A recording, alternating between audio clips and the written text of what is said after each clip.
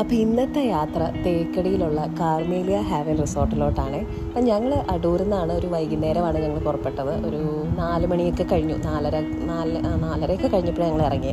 അങ്ങനെ പോണ വഴിക്ക് ഞങ്ങൾ കുറച്ച് ചായയൊക്കെ കുടിച്ചു. നല്ല അടിപൊളി കടയായിരുന്നു കേട്ടോ, കുറേ സ്നാക്സ് ഉണ്ടായിരുന്നു, അതൊക്കെ കഴിച്ചു. പിന്നെ ഞങ്ങൾക്ക് റൂട്ടൊക്കെ നല്ലതാണ്, പക്ഷെ നമുക്ക് അധികം വീഡിയോയിലൊന്നും കിട്ടുന്നില്ലായിരുന്നു, ഭയങ്കര ഇരുട്ടായിരുന്നു, ഇരുണ്ട് തുടങ്ങിയായിരുന്നല്ലോ. അങ്ങനെ ഞങ്ങളൊരു 10 മണിയൊക്കെ ആയപ്പം അവിടെ റിസോർട്ടിലെത്തി. അടിപൊളി റിസോർട്ടാണ് കേട്ടോ, മൊത്തം ഗ്രീനറിയും ഭയങ്കര നേച്ചറിനോട് ചേർന്ന് നിൽക്കുന്ന തരത്തിലുള്ള ഒരു ആംബിയൻസും കിളികളുടെയൊക്കെ ശബ്ദവും അങ്ങനെ അടിപൊളിയാണ്. അപ്പോൾ ഞങ്ങൾ കോട്ടേജസാണ് എടുത്തത്.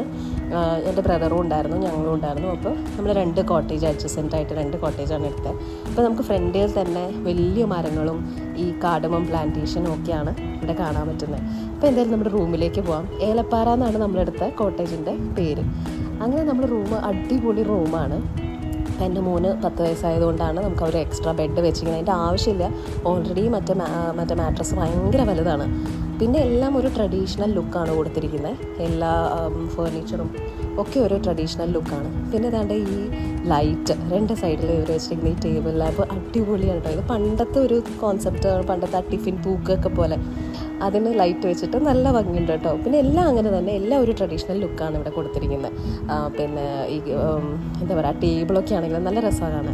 പിന്നെ നമ്മുടെ ബാത്റൂം ഭയങ്കര വിശാലമായൊരു ബാത്റൂമാണ്.